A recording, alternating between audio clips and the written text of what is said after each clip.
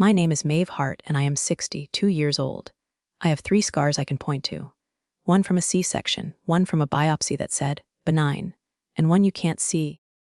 The kind that forms when people decide your pain is an inconvenience. On Tuesday night, I folded towels at a warehouse that smells like citrus cleaner and burned rubber, and the world folded me back. Someone laughed. Someone said, drama queen.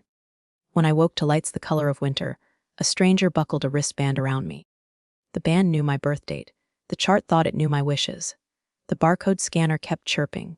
Beep, beep, beep, like a metronome for other people's urgency. I felt the floor rise and fall under my shoes and told myself to finish the palette, to be useful, to be small. The last thing I remember standing up was the red line of the laser slipping off my trembling hand. Then the concrete met me halfway. Be lumquardai, the shift manager said. His English landed harder. You're being dramatic. He was talking to the room, not to me. Someone turned the fan higher. Cold air licked my neck. A girl from the next table knelt and touched my shoulder like I might burn. I can't breathe right, I heard myself say, and it sounded like a stranger's confession. We are trained to report incidents, to keep the line moving, to clock in and clock out clean. What no one says is that sometimes your body clocks out for you. It took 11 minutes for the call to go through. Later, the badge system would insist I was still on shift, while a paramedic pressed 2 fingers to my wrist and counted. By the time the ambulance doors closed, the manager was asking if someone could cover my station. He didn't look at me, only at the hole I left. The ride was a tunnel of siren and plastic.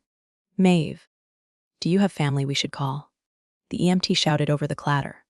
Yes, I said, though I wasn't sure I did in the way that matters. In the reflection of the cabinet door, my face was the pale of printer paper. The emergency department smelled like antiseptic and the inside of a latex glove. Hands lifted me, rolled me, stuck me. A nurse clipped a clothespin of light to my finger. The monitor found a rhythm that didn't feel like mine. They parked me beneath a square of ceiling with a water stain shaped like Florida. You're going to the unit for observation. A different nurse said, gentler. She checked my wristband, then the chart on the screen, then my eyes, in that order.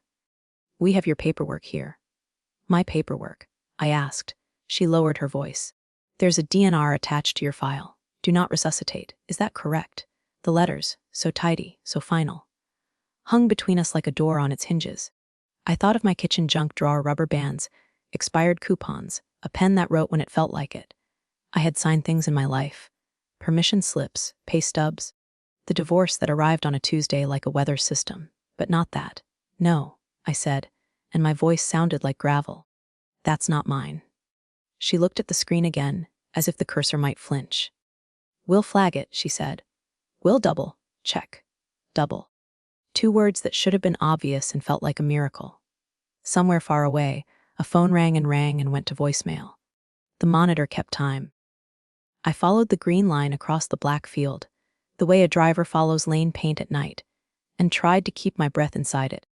When a life gets folded into forms and scanned into boxes, it matters who holds the pen. Tonight, for the first time in years, I decided it would be me. The monitor at my head blinked like a small lighthouse, steady, green, then jittering when I swallowed. Across the curtain track, the bed changed history twice before noon. First an old man with a wedding ring denting his finger, then a girl with a braid and a paper gown clutched to her collarbone. They arrived wrapped in noise. Wheel squeaks, family breath, a prayer you say with your mouth closed, and left with it. My side of the room kept its weather. No one came. A whiteboard above the sink said Narcy, Tran T. Shea. Lewis, Oale, Cape Uri, Ven. Someone drew a smiley face in the corner that looked like it had second thoughts. When I lifted my hand, the pulse ox bleated its protest. Bossy and bright, I pressed my fingers into the blanket and felt the thinness of hospital laundry, the economy of care. A social worker appeared with a clipboard the color of oatmeal. Her badge read Marisol, and if she had tired eyes, they were the kind that practiced kindness anyway. Maeve, I'm here to check on supports, she said gently. Who can we call for you? My son, I said, naming him, and it tasted like an apology. My daughter-in-law. A neighbor who waters my pothers when I forget. She tapped the page, nodding. We've tried the first 2, she said. We weren't able to reach your family. The word unable floated there, soft as a curtain, until it brushed my face. Not able. Or not willing. I ask, and immediately hated the need in my voice. She didn't flinch. "We can keep trying," she said. "Would you like me to?" "I would like you to. I would like the phones of the world to remember my number and ring on purpose. I would like the people I love to choose me the way the monitor chose the shape of my heartbeat and refused to let it wander off." The day unspooled an antiseptic. A tray arrived with broth the color of weak tea. A resident asked me to rate my pain on a scale that never has a number for dread. The girl across the curtain had a mother with a sweater tied around her shoulders like armor. The old man had a wife who folded his socks at the foot of his bed, as if clothing could hold a person together.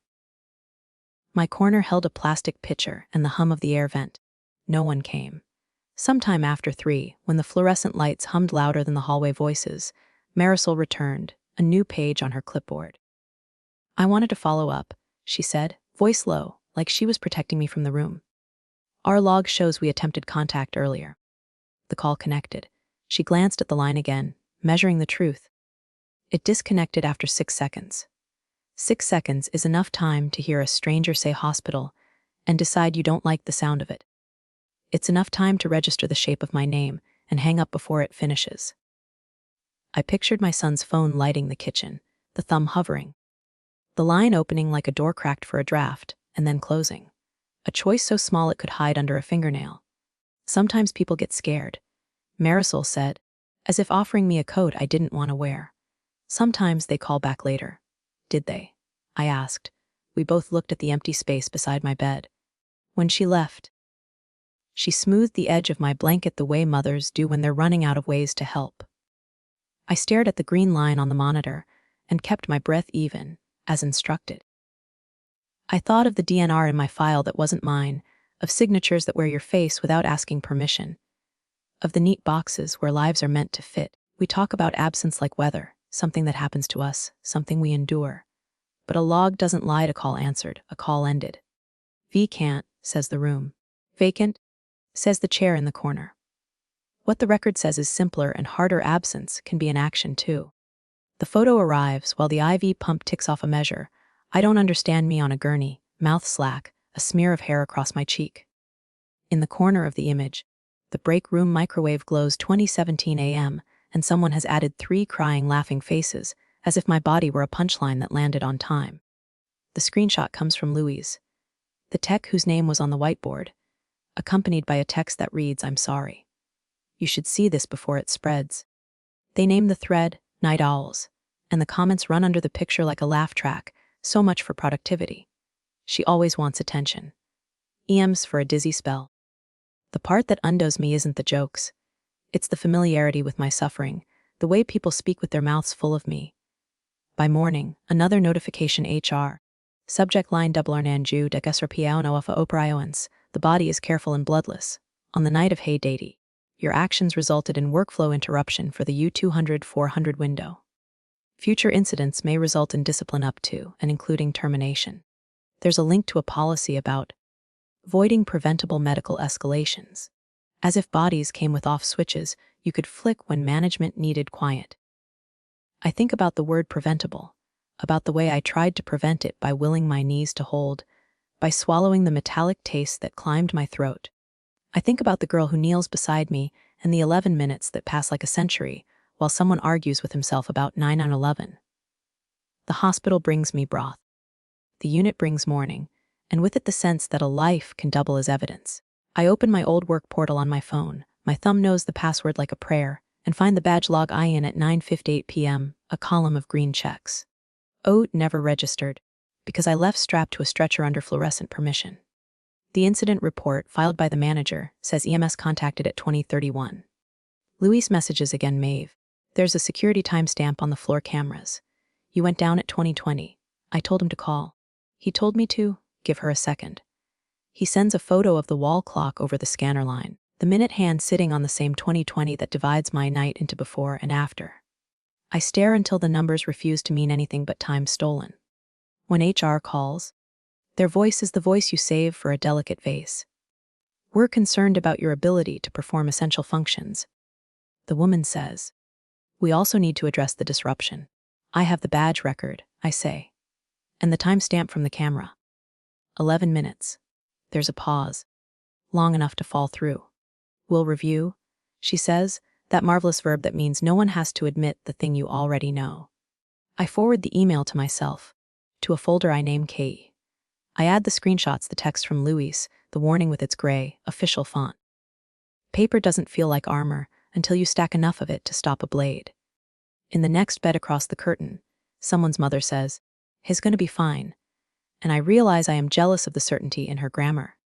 Later, when the room dims to the color of dishwater and the monitor at my head goes on keeping its small promises, I thumb through my new archive. Every artifact is a witness. The laughing faces, the policy link, the space in the log where my clock out should be. We pretend companies are families because it makes the fluorescent lights softer. But families get scared and stay. Companies do math. If fear is an instinct, cost is a policy. Tonight my body learned the difference. At 2 a.m, the world sounds different. It's the hour when radiators speak in their sleep and refrigerators confess their humming. It's the hour phones ring with the kind of news you don't say out loud. I remember those calls the way some people remember lullabies. My mother's neighbor saying she'd fallen in the kitchen. My then-husband wheezing, swearing it was just heartburn, while his chest convinced me otherwise. My sister whispering my name through a tremor she tried to tame with jokes. I would pull on a cardigan I kept by the door, find my keys by touch, and drive through streets so empty they felt like pages waiting for ink. At the desk, I spoke the language nurses trusted. Med lists, last doses, allergies, and the doors opened. It is a peculiar thing to be someone's emergency exit. You learn to pack a bag in your head insurance card, lip balm, phone charger. The names of medications like secret handshakes. You learn that kindness can be efficient, and efficiency can be kind. My hands have signed forms that save time and steadied hearts. I know the weight of a pen when it matters. Back in my own ICU room, the monitor wrote my heart in green cursive, and the ceiling stain kept being Florida. I asked for my phone. When Marisol, the social worker, returned, I had already opened the app where I keep the paperwork that proves I am not invisible. "I need to show you something," I said. On the screen, a PDF from 2019, the year after my mother died, and I promised myself not to leave my son the same scavenger hunt. Advance directive and medical power of attorney. My signature, my printed name, the notary seal embossed like a small moon. It lists my agent, my neighbor, Ruth Delgado, because she answers the phone and doesn't flinch. It says that any do not resuscitate order must be signed by me, witnessed, and discussed in the presence of a physician. It says what I want in words I chose when the house was quiet and no one was afraid.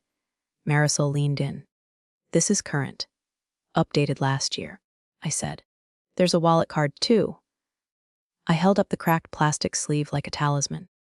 "Whatever is in my chart, that DNR, doesn't meet this." Something shifted in her posture, the nearly audible click of a puzzle finding its edge. "I'll escalate to risk management," she said. "We'll reconcile the record." The word reconcile is church-scented, but here it meant putting my name back where it belonged. When she left, I thought about the DNR with my details bent, just enough to pass at a glance. The way a stranger can wear your coat and smell almost like you. Who benefits from my silence? Who prefers the version of me that doesn't ask for copies? That doesn't know the difference between an emergency contact and a legal agent? I have spent decades answering calls that started in panic and ended in paperwork. I have poured myself into other people's night shifts until morning made me small. There's a temptation, when you have been useful for so long, to mistake usefulness for love, to believe your worth is in the chair you pull up to someone else's bed. But here is the quiet, complicated truth. Sacrifice has an expiration date when it begins to erase the self who made it. My old rescues do not buy anyone the right to author my body now. My signatures for them do not become signatures against me. If absence can be a choice, agency is one too. Tonight, mine looks like a notary seal and a neighbor's name, and the simple insistence that a life is not a rumor or a policy, but a person holding the pen. Bureaucracy has a tone of voice. It sounds like the hold music that never resolves, and the promise that arrives just late enough to be useless. When I asked for my chart access, the clerk smiled at a point over my shoulder and said, "We'll text you an activation link within the hour." An hour became a morning. The morning became a polite voicemail that said 48 hours. 48 hours grew weekends and office hours, and the kind of rules that keep doors locked in a building on fire. Marisol checked in, her kindness practical as ever. "I'll nudge health information management," she said. "Sometimes the system lags." "It's not the system," I said, surprised by the steadiness in my voice. "It's people who benefit from the lag. Benoon I had the link. It expired on contact." I called the number at the bottom of the error screen and listened to a recorded apology that managed to be both sincere and machine. The second link worked, then blinked out. The third one finally opened a window, onto my life a dashboard with my name spelled correctly, a list of lab results in a language that looked like math, and a tab labeled documents like a door marked EX. Inside folders advanced directives, emergency contacts, consents. Clicking felt like prying up floorboards. The hospital scanned my body into codes. Here were the pages that pretended to summarize me. I found the DNR filed under advanced directives, 2 pages. A thumbnail of the second page where a pen had made its small, permanent decisions. The preview wouldn't load. The progress circle spun like doubt. When it stalled for the third time, I did the thing women like me learn to do after years of being the one who shows up at 2 a.m. I wrote a letter. 2. Health Information Management. Release of information ROI request for medical records and call log. I used the language I have earned. Date ranges, encounter numbers. Please provide audit trail of outgoing contact attempts to listed emergency contacts during ED ICU admission. Include timestamps, dialed numbers, connection status. Include any documented refusal or call termination. I cited their own policy from the website with the confidence of a parishioner quoting scripture. I asked for a legible copy of any do not resuscitate advance directive documents on file, including the signature page and any authorizing party details. I printed it. I signed it. The pen felt heavier than it looked. Before I could hand it to Marisol, the preview finally opened as if the system had heard my insistence.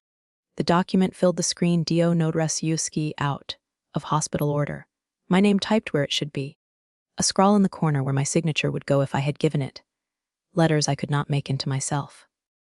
On the side panel, metadata like a whisper, submitted by K. Whitaker's relationship family. Date received high timestamp. The author field claimed patient signature Maeve Hart in neat print, but the ink on the page argued otherwise. I stared at the slope of the M, the way the H hooked like a fish, the absence of my middle initial that I never forget on legal forms. The hand that wrote this had practiced me, but not enough. When Marisol arrived, I turned the screen to her.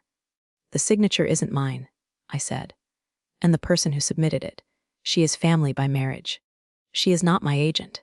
Marisol read the side panel twice, the way you read a diagnosis when it's kind and cruel at the same time.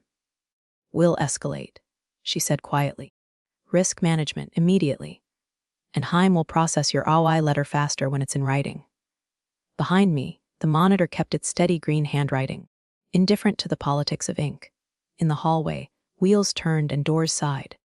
I saved a screenshot of the preview and emailed it to the folder I'd named KE.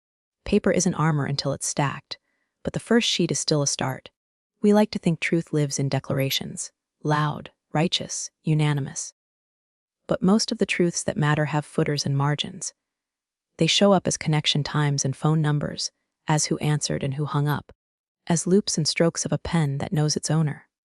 Tonight, my proof is a timestamp and the way my name refuses to look like a stranger's. The scan opens in the pale blue light of the portal, and there it is again, my name at the top, my breath caught underneath. Date of birth, the month and day are mine, but the year blinks back with a single digit off, like someone smudged time with a careless thumb. Signature not a stroke so much as a sticker. The edges repeat, as if the pen never pressed, as if the ink never met paper. Copy, paste, pretend a life. I zoom in until the letters blur into weather. My own Maeve has a stubborn, low-slung a bar on the T I cross twice when I'm angry, a habit from writing checks in tight grocery aisles. This version of me writes like air. It floats. It does not carry weight. Got your message. Marisol says from the doorway, reading my face before the screen. Risk management can meet now. They give me a conference room colder than the ICU, with a window that stares at a brick wall, no sky, just intention. Risk management arrives in a pair. A woman with careful hair and a man in a tie that apologizes for his schedule. They introduce themselves as if we are all reasonable, as if there isn't a paper ghost of me on the table between us.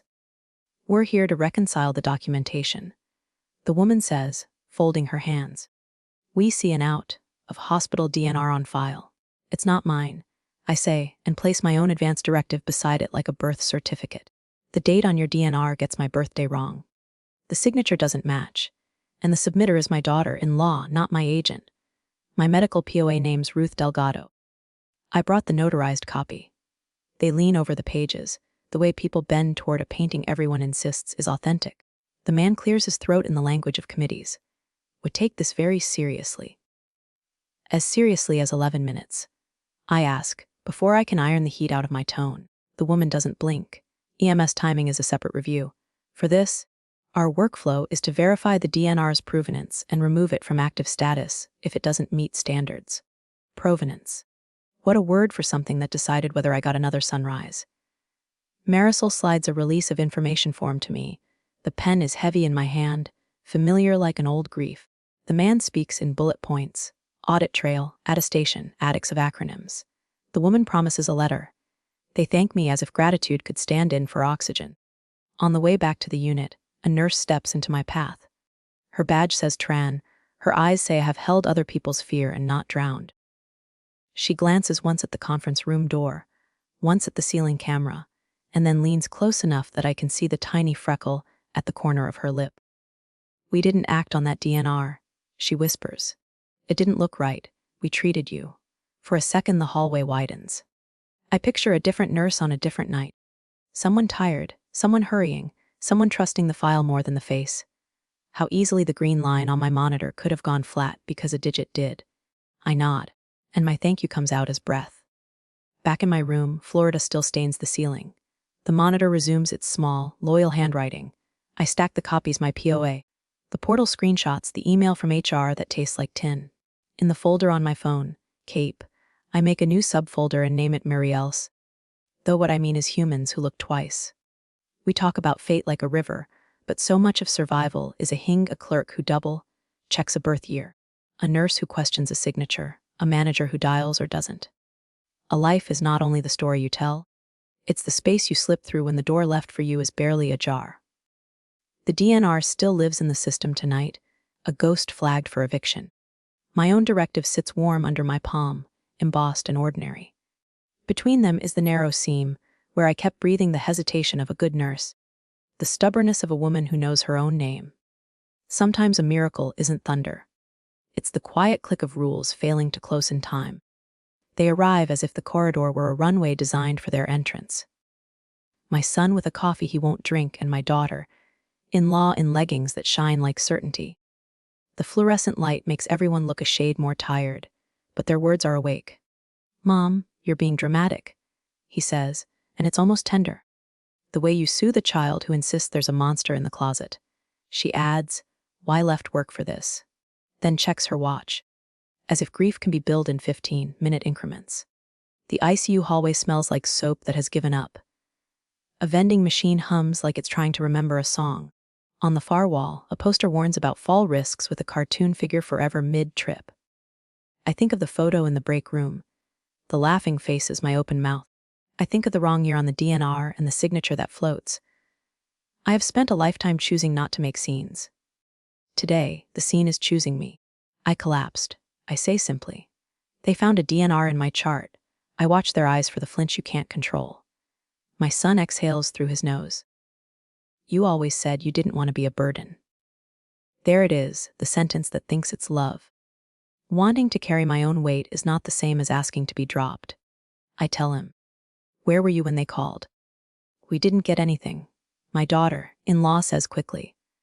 Maybe the hospital dialed wrong. These things happen. Marisol has timed her arrival with the precision of a nurse taking a pulse. She nods at me, then at them, a quiet witness. I unlock my phone, open the portal, and let the screen bloom between us. Call log? I say, tapping the line that matters. 2 attempts. This one connected, 6 seconds. My son leans in, and I watch the moment his face loses its excuse, how the numbers steady and refuse to blink. It must have dropped, he says, but the word drops like a marble on tile. Loud, small, unconvincing. 6 seconds is enough to hear hospital, I say, keeping my voice level. It's enough to decide. Silence opens like an elevator door. He looks at the floor. She looks at me the way you look at a smoke alarm that won't stop, annoyed at the noise, not the fire. Then she does the thing I have been bracing for without knowing it. She reaches into her tote for nothing at all, and, finding it empty, fills the space with words. We brought the yellow paper because you said. She stops, clamps her mouth, but it's too late. The hallway catches it. The yellow paper. I don't move. What yellow paper? I ask, though I could draw it from memory now. The DO now to rescue us kaitat with its wrong year, its borrowed hand. The one the doctor mentioned online. She stumbles, plucking at air. It was just guidance. We printed a sample. To be prepared. Marisol doesn't speak. She doesn't have to. Some truths arrive self-addressed. You are not my agent, I say softly. Ruth is. My directive is notarized and current. If you were confused, you could have asked. Instead, someone put a stranger's hand on my decisions. My son's shoulders slope, as if the coat of adulthood has grown too heavy. We were scared, he says, and for a flicker his voice is 12 again, an apology with knees skinned. I know fear, I say because I do. It lives in my chest, too. But what you did with it, what you didn't do, that belongs to you.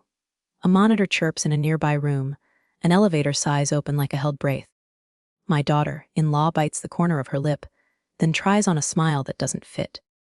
We just wanted to do what you wanted. What I want, I answer, is to be the one who says what I want. Behind them, the window gives a square of sky the color of damp paper. I feel something in me rethread, stitch by stubborn stitch. Honesty has a volume all its own. It doesn't shout, it lands. In the end, the log is louder than the alibi, the slip louder than the script.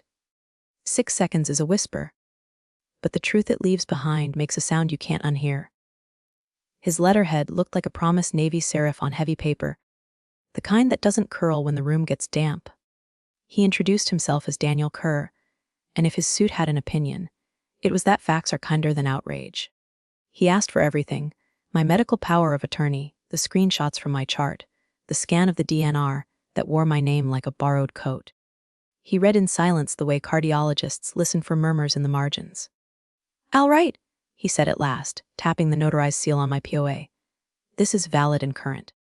You are competent, awake, and making your own decisions, so you are your own principal decision maker. If you were incapacitated, your named agent, Ms. Delgado, steps in. Not your daughter-in-law. Not anyone else who finds a template online. He slid the DNR printout beside my directive, as if pairing a counterfeit next to the original. This out of hospital DNR is defective on its face. Birth year is wrong, signature doesn't match. No physician attestation. Chain of submission shows a third party without authority. He glanced up. Hospitals hate ambiguity, so they codify. Here, the codified answer is simple. This DNR is void. The word void didn't thunder. It settled, the way a locked door clicks and the panic drains from your throat. Do I need to sue someone? I ask, surprised by how steady I sounded, like I'd rehearsed calm in a language class and finally passed the exam. We start with letters, he said, practical as gauze. 1 to the hospital, remove the DNR from active status, correct the record, preserve the audit trail, and confirm you as the legal contact for your own care. 1 to your employer's HR, cease retaliation, preserve video and badge logs, and acknowledge the delay in calling 911. We put them on notice that any destruction of records is unacceptable. He smiled without showing teeth. Paper before court. Paper fixes what paper broke. I told him about the hallway, the 6 seconds, the yellow page that slipped out of my daughter-in-law's mouth. He didn't ask me to resign the family I'd raised. He asked for dates and times. Who benefits from your silence? He said, not unkindly. That's usually where unauthorized paperwork comes from. He dictated language to his assistant, the words careful as sutures. Please confirm that the patient is the primary medical decision maker unless deemed incapacitated. In that event, the named agent is Ruth Delgado per attached POA. Any DNR lacking the patient's verified signature and proper attestation shall be treated as invalid and removed from active consideration. He turned back to me. You don't owe anyone your breath to make them comfortable. If someone submitted this to keep you from speaking, or to make choices for you, that's not a miscommunication. That's an attempt to control an outcome they don't own. Control. Outcome. Words that had been used on me at work like policy cons said in a hallway. Walk here, not there. He pushed a pen across the table. I signed authorizations for release, preservation, demand. The pen felt familiar, heavier today because it carried me. On his wall hung a watercolor of a harbor at low tide, boats resting on their own shadows, ropes slack, hulls still. Low tide is when you see what's been under you, he said when he caught me looking. It's not pretty, but it's honest. When I left, I carried copies that didn't flutter. In my phone's folder, Cape, I made a new note and wrote the smallest victory loud DNR void. I decide, Ruth if I cannot, outside.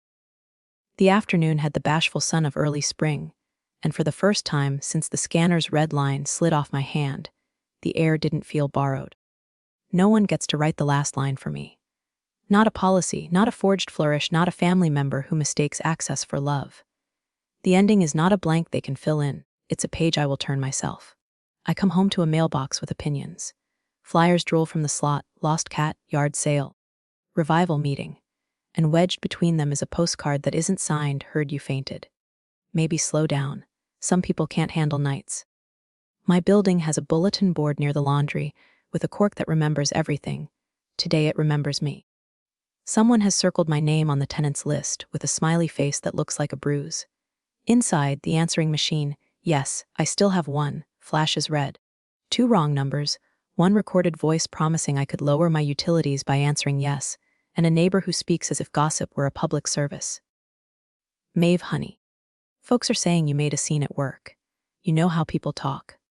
I pour hot water over a tea bag and watch the color climb like a slow confession. The cup smells like a past life where worry had smaller teeth. HR calls while the kettle is still complaining. The woman's voice is sugar-folded into policy. Maeve. We want you to focus on your health, she says, as if the word we could tuck me in.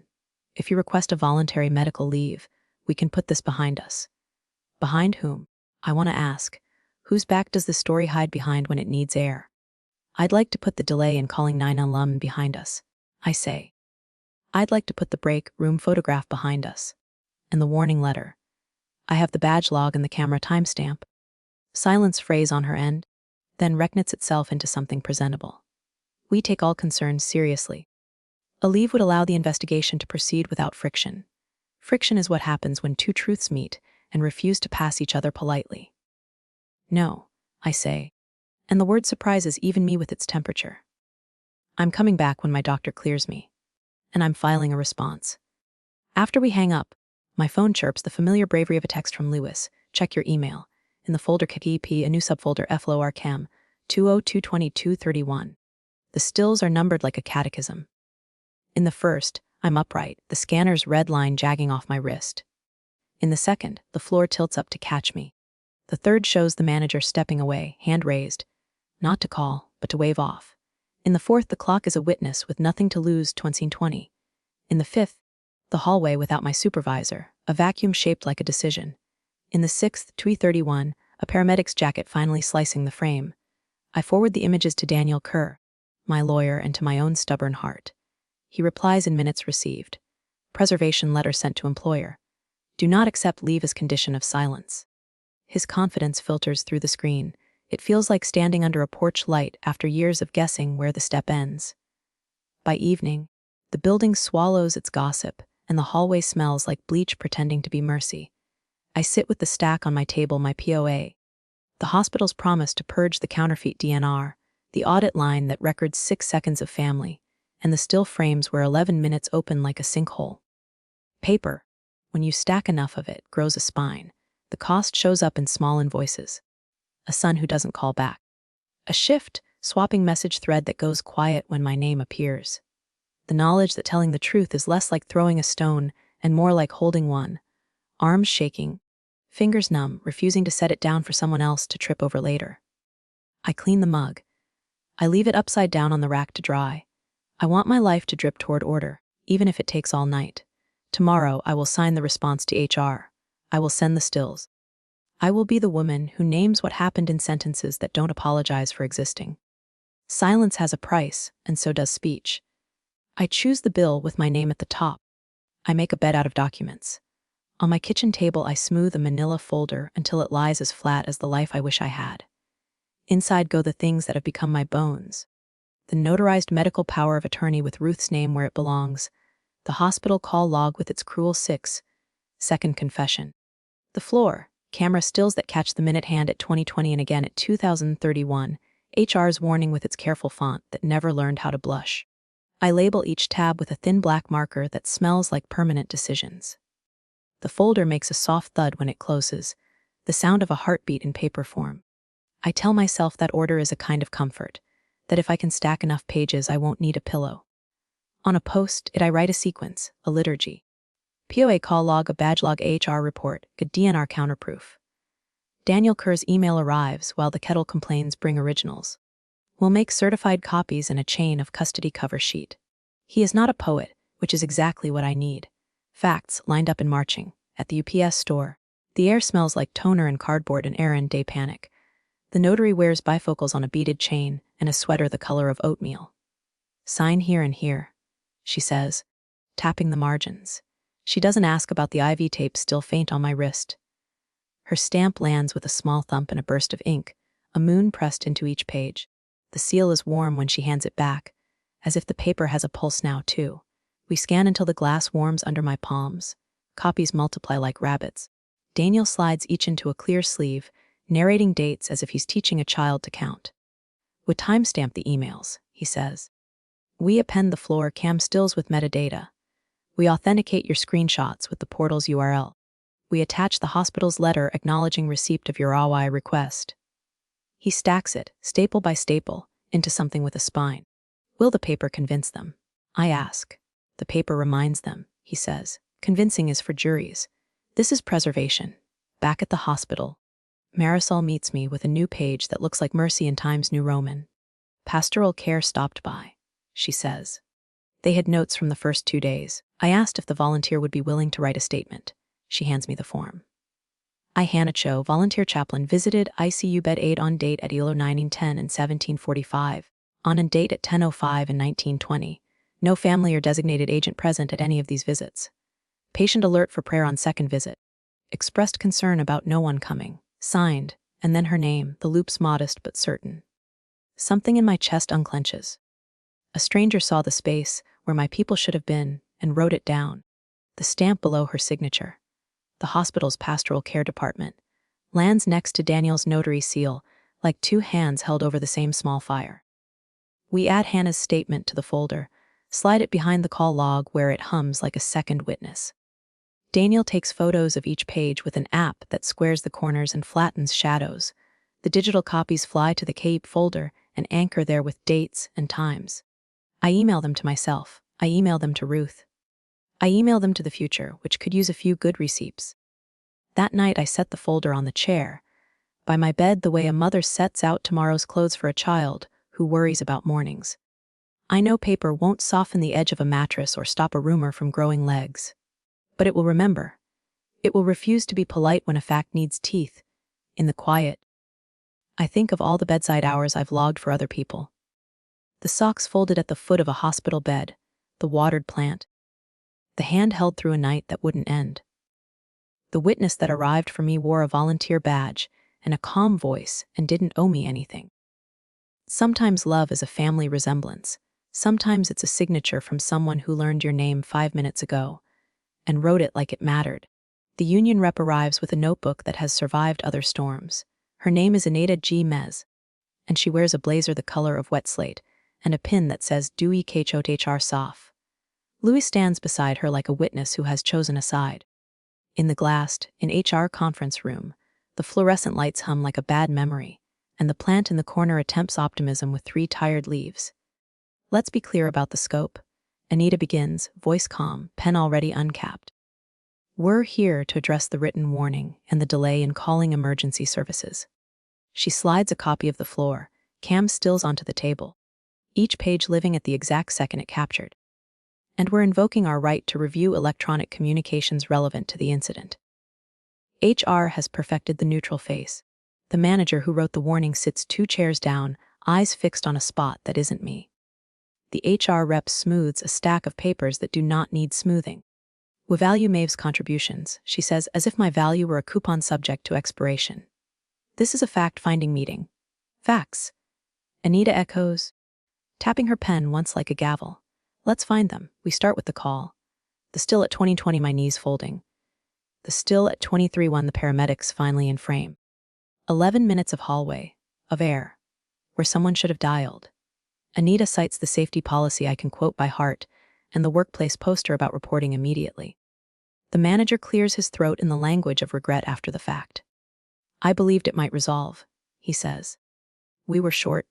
Staffed is not a medical protocol. Anita answers. It's a budget problem. It should end there, with the clock as judge. But HR is built like a maze. We follow the paths, incident report, training module scores. The original warning that called my collapse disruptive. Anita asked to see any records about the break room chat. The HR rep blinks. We'd need IT to pull that. We asked IT last week. Anita says, and sets a thin printout on the table like a trump card. Preservation notice went out the day Maeve retained counsel. They call a recess. When they return, there is a new stack, timestamped screenshots that have been stripped of their emojis, only to have the law put them back on in captions. The photo of me on the gurney, the laughing faces, the drama queen, a gif of someone swooning in a corset. IT's header tags each message with a sender, a time, a device ID. The microwave clock in the background, 2:17 a.m., becomes less of a joke and more of a metronome for apathy. This content violates our harassment policy, Shar says, and the sentence sounds like a mirror finally hung at the right height. She turns to me. The written warning is rescinded. We apologize for the phrasing and for the delay in emergency response. We will issue a corrective memo and schedule remedial training. Remedial. A word for teaching adults what they already signed their names under. The manager looks at me then, really looks, and for a split second his face is raw with something that could be shame. Maeve I. He starts, but the apology is a bird spooked by light. It doesn't land. Anita doesn't chase it.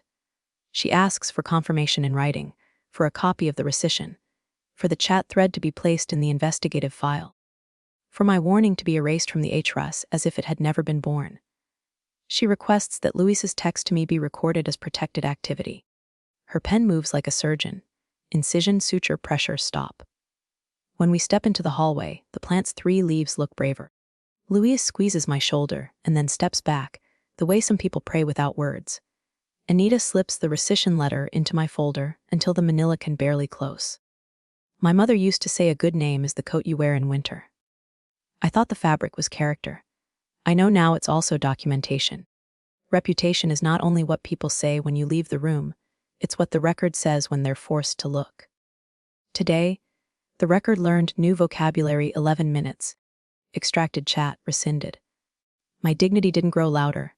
It grew legible. My son sets out plates like he's laying down neutral ground, roast chicken from the grocery. Green beans that squeak against the fork, a bowl of potatoes so buttery they pretend at comfort. The table is the same one I bought him at a yard sale when he moved out. Refinished to look like something it's not. My daughter-in-law lights a candle the color of grapefruit and says, "Isn't this nice?" As if decor could upholster the conversation.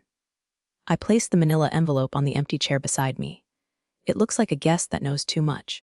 We try small talk the way you try a stuck door. Push, hesitate, push again. Weather, work. The neighbor's dog who has learned to escape and not return when called. I can smell the lemon cleaner on the countertops in the faint, cautious hint of baby lotion from a future they expect and don't invite me to hold. My hands itch to stack the cutlery into rows. My mouth keeps its own organization. I brought some things. I say finally, tapping the envelope. So there's no confusion. Her smile hardens at the edges. Mom, can we not turn dinner into paperwork? Paperwork turned dinner into this, I answer, and slide out the first sheet. The hospital's letter acknowledging the removal of the counterfeit DNR from active status. I don't wave it. I set it down like a placemat and reach for my phone. I want you to hear something. I tell them. I scroll to the saved messages and press speaker. The room fills with the bright, official voice of a nurse who has ferried other families across bad water. Hi, Ms. Hart, this is the ICU at St. Bridget's. We've contacted your family regarding your condition and will continue to provide updates. Please reach out if your designated agent needs anything further. The voicemail ends with a timestamp that makes the green beans on my plate look suddenly ridiculous. My son's fork stalls in midair. Maybe that means they tried? He says, carefully. Not that they. It says contacted. I say. Past tense. They had the wrong number. My daughter-in-law offers, quick as a potholder to a hot truth. Hospitals mess that up all the time. Then let's call. I say, lifting the envelope's flap with one finger. Right now. Put the ICU number in your phone, and we'll see what happens when it rings. She laughs, a high sound that overshoots casual. You don't trust us. I'm done trusting what can't stand next to a date and a time. I say, and my voice is steady in a way that startles even me. My son enters the number, thumb hesitating above the green icon. He presses. His screen shows calling, then drops into silence. He frowns and presses again. The phone doesn't ring, it rejects. He blinks at the message that pops up, block caller. What did you do? He asks her too softly. It's spam, she says, too quickly. They called after your mother's last bills, and it was constant. Collections surveys. I blocked the line months ago. It's the same hospital exchange, months ago, before the scanner's red line slid off my wrist, before the 6 seconds, before the yellow paper that wasn't mine found its way into my file. She looks at me like I am unreasonable for expecting an open door when she has bricked it over for convenience. Unblock it, my son says, and the request lands between them like a dropped plate. She jabs at her screen, cheeks the color of the candle, and then the number rings, out loud, shrill, unavoidable. The sound is a translation of the word available. I didn't mean. She starts, but endings have instructions now, and apologies count as verbs only when they move. I push back my chair and gather the pages, the letter with its seal. The chaplain's statement that reads like a stranger's kindness, the logs that tell time better than we did. Families make mistakes, I say, finding my coat. But families don't get immunity from the truth. No one stops me at the door. Outside, the street smells like damp leaves in the early dark of a day that quit early. I tuck the envelope under my arm. Blood is a bond, yes, but it isn't a blindfold. In the ledger I keep now, the one with dates and signatures and witnesses who learned my name 5 minutes ago, the truth speaks louder than the surname on my mail. The alert arrives in the ICU while the fluorescents are still pretending to be mourning. New sign into your account. The bank app is polite about it. City, device. Time, like a stranger offering you your own name. The timestamp wears the night I don't remember, 3:11 a.m., the hour the monitor drew mountains out of my heart. A second notification follows like an echo bill pay added. I have never added anyone at 3 a.m. except a prayer. When I call, the bank's fraud desk answers in a cadence meant to slow panic. We see a login from a Windows device not previously associated with your profile, the woman says. An attempt to schedule a transfer. It stalled at 2-factor. My phone at that hour was zip, tied to the wall by medical tape and a nurse's good sense. Do you recognize the device? She asks. I glance at the ICU ceiling stain shaped like Florida and feel the map of the night redraw itself. No, I say, and the syllable tastes like metal. Daniel asks for the alert emails, the IP notes, the screenshot that shows the failed verification. We'll preserve it, he says. Banks keep better diaries than families. He doesn't need to add sometimes, the day already has. At home, the hallway smells like detergent the neighbors swear by.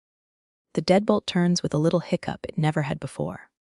Inside, the carpet holds footprints that aren't mine. Not exactly. An extra circle ground into the pile near the desk, the chair pushed back a fraction too far. On the dresser, the ceramic dish where I toss keys holds only the turtle that usually hides them. The spare is gone. A drawer I never leave open is ajar, as if it were caught mid-lie. My file box is obediently returned to its shelf, but lighter by a handful of gravity, the folder with the safe, deposit lease, the photocopy of my car title. The pre-dressed envelope for the bank's beneficiary change form, I've meant to mail. One day. When my head wasn't full of other people's emergencies. The building manager is a man who loves rules more than people, which is precisely why the rules work. We can print the common area access log. He says, righteous as a ledger. The paper comes out with a wear and a size OB3B034 ENTRY. The camera still he shows us is tinted the color of late night television. My daughter-in-law's sheenier than Sense leggings, my son's baseball cap pulled low, the bill like a decided thought. They pass the lobby plant that tries its best under fluorescent light. They aren't hurrying, which feels like another kind of choice. Daniel taps the header. This goes in the file. The file is no longer a manila folder. It is a weather system. I find the envelope they left on my kitchen counter. My envelope. My handwriting. But empty it of its small proofs, a photocopy of my mother's will. A list of passwords I kept like breadcrumbs even though I know better. A sticky note that says ask Ruth about POD designation. In the slant I use when I don't want to forget. In the desk trash, a printed template for transfer on death instructions, wears creases from the impossible future someone rehearsed without me. The yellow highlighter bleeds through on the line where you name yourself absent. It clicks then. The hinge I've been hearing since the DNR with the wrong year showed up in my chart, the hunger under the hymn of concern. Silence for them wasn't mercy. It was logistics. A quiet woman is paperwork with less resistance. A still woman is signatures that go through on the first try. If I hadn't said no, if a nurse hadn't looked twice, my life would have been an obstacle removed, a lane cleared. The word family is a house. Tonight I found the false wall. I stacked the new papers with the old bank alerts. Access logs, stills from the lobby, the printout of a template that wanted my name without my voice. I label the tab ENT. It feels both clinical and holy to name it. When my son calls, his apology is a thread he keeps snapping with his fingers.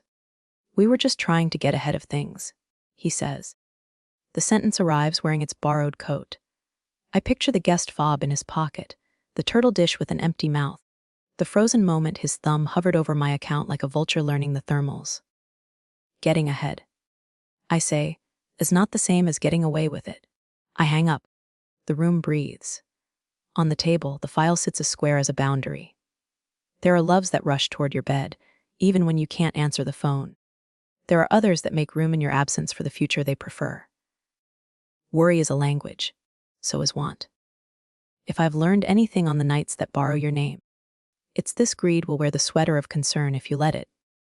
Soft to the touch, warm on the surface, and unraveling from the inside out. Daniel drafts the letters the way a surgeon marks a body, deliberate lines. A map to stop the bleeding. His office smells like copy paper and the leftover citrus of someone else's optimism. On his screen, Dem&D sits in a font that doesn't apologize. One letter to my employer. Preserve the floor, cam footage, badge logs, and group chat. Memorialize the 11-minute delay. Confirm the rescission of the warning and training remedies in writing. One to my family, cease unauthorized access, return keys, fob, and documents. Do not attempt changes to accounts or beneficiary designations. Communicate with me or with Ruth. The agent actually named on my medical POA, if concern is real and not a costume. He reads each paragraph aloud, voice even, like a metronome for nerve.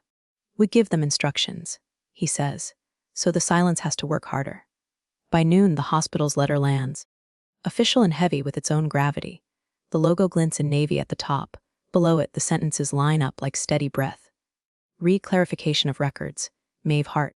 The out-of-hospital DNR scanned into your chart is invalid and has been removed from active consideration. You are the primary medical decision maker unless deemed incapacitated. In such event, your designated agent is Ruth Delgado per the attached POA. Audit trail confirms outgoing calls to listed family. One call connected and terminated at 6 seconds. Clinical care proceeded according to standard. There is a wet signature from risk management and a CC to health information management, as if to say, we told the truth in duplicate. I lay the letter on my kitchen table and feel something click back into its hinge. The room looks briefly brighter, as if the bulb finally learned its wattage. Daniel attaches the hospital's confirmation to our packet and adds a new paragraph to the family demand. Any future attempt to submit medical directives or orders on Ms. Hart's behalf without authority will be treated as fraudulent. He turns to me. State law is plain about this. He says, careful not to turn the law into thunder. Forging or filing an advance directive without the patient's consent is a crime. It carries penalties, fines at minimum, sometimes jail. More than that, it endangers a life. We'll cite the health code section in the cover letter.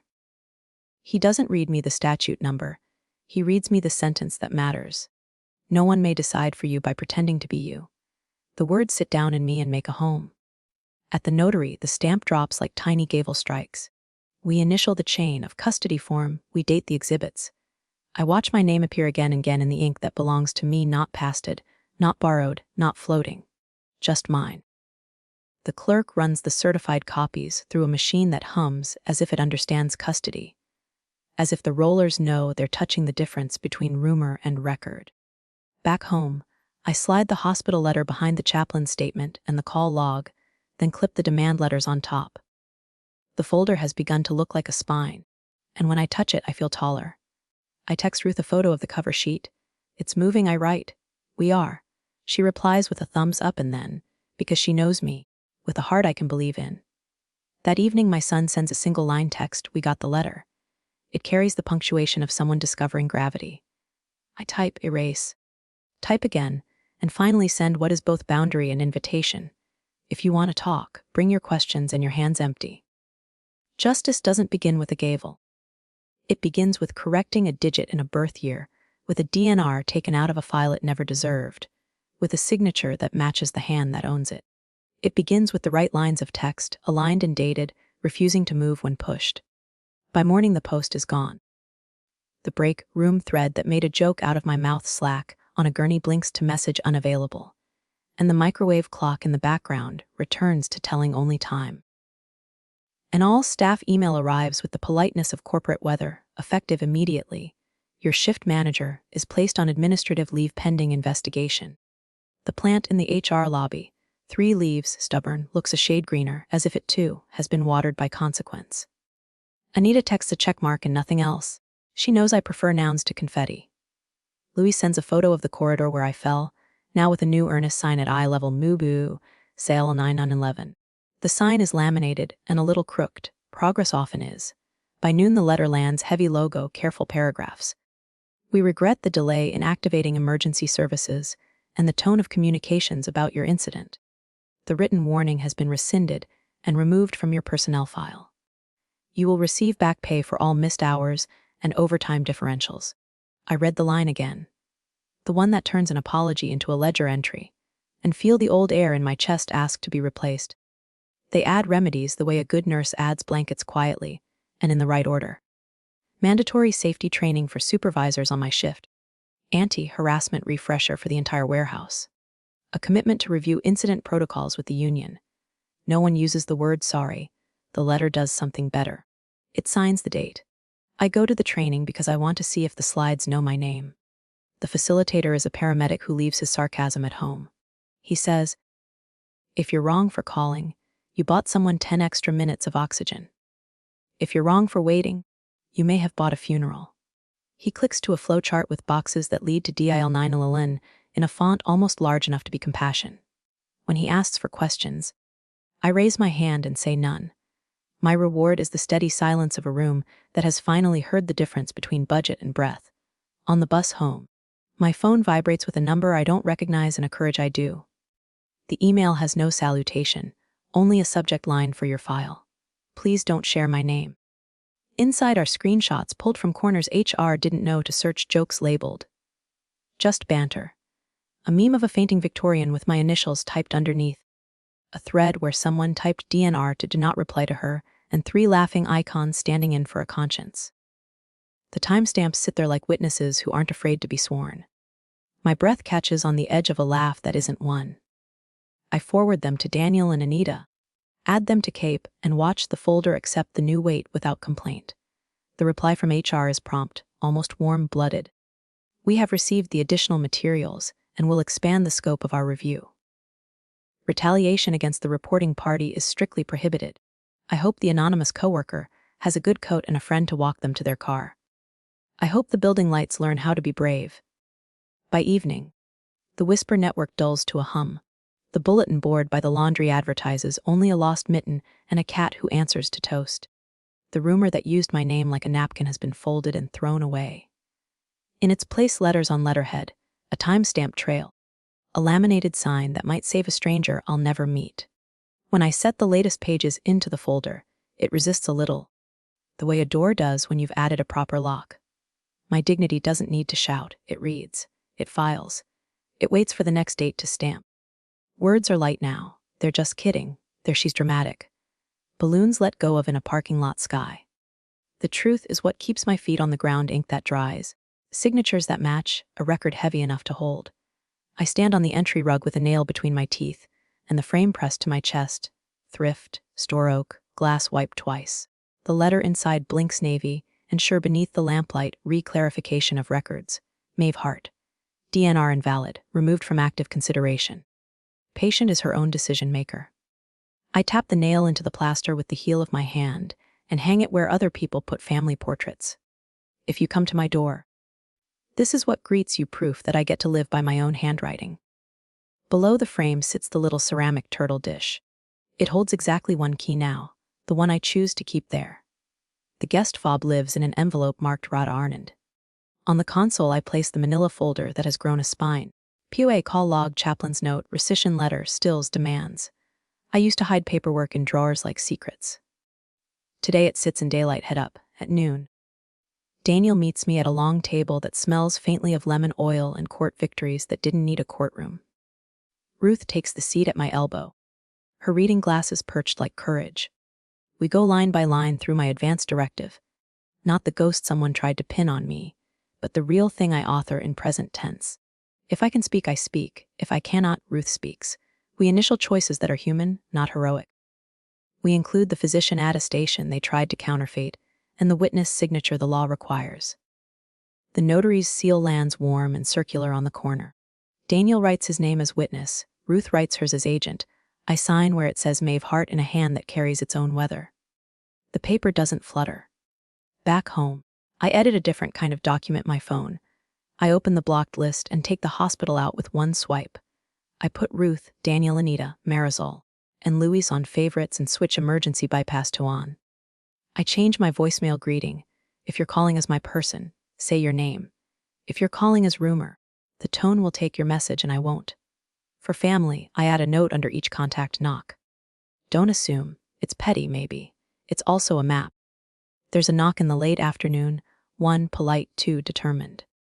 Ruth arrives with lemon bars and a tin that remembers potlucks. She pauses beneath the frame and smiles without words, then reaches up to straighten it with 2 fingers. Level, she says. Let me see the new directive. We sit at the table where the green beans once squeaked against a fork that wouldn't decide, and she reads until the last period settles. A card slips under the door around dusk, hospital logo at the top, handwriting thoughtful, Hannah from pastoral care. Wishing you steady breath. I tuck it into the frame's backing like a pressed leaf. Night comes, but it's the good kind, the kind you walk into instead of fall through. I brew tea and listen to the quiet learn a better shape. In the hall, the framed letter makes a faint rectangle on the floor, a small square of authority that found its home. The phone stays on, not to everyone, not to every story that arrives dressed as concern, but to those who showed up when it mattered. When the ring does come, 2 notes. Familiar, I answer before it finishes asking. Dignity, I've learned, is the signature I write myself. Kinship is the knock that arrives at the right time. No forged papers needed. And a house becomes a home when the first thing you see at the door is not a warning, not a rumor, but a promise in ink that matches the hand that lives here. My name is Maeve Hart, 62, and tonight my house answers to my handwriting. The frame by my door says the forged DNR is gone, the turtle dish holds 1 key, mine. I lived through 6 seconds of silence and 11 minutes of waiting to learn this simple thing. No one gets to finish my sentence for me. Dignity is the line I sign. Family is the knock that arrives on time. If you've ever had to fight a rumor with a record, you know how a signature can feel like breath. If this story hit home, tap like and share it with someone who needs proof that paper can protect a life. Drop a comment, have you ever had to push back when concern tried to speak over you? And subscribe to Telling Story with Me for more true to the bone stories like this, where the ending belongs to the person who lived it.